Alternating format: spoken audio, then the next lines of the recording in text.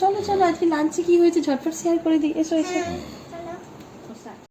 ওয়েদারটা এতটাই সুন্দর, মানে এতটাই সুন্দর বৃষ্টির ওয়েদার যে দেখে শুধু জানালা দিয়ে মন ভরে দেখতে ইচ্ছা করছে আর গান গাইতে ইচ্ছা করছে।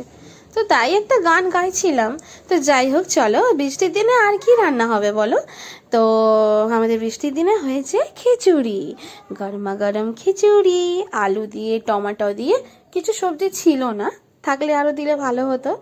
যাই হোক, খিচুড়ি হয়েছে গরম গরম। আর খিচুড়ির সাথে কি হয়েছে বলো তো?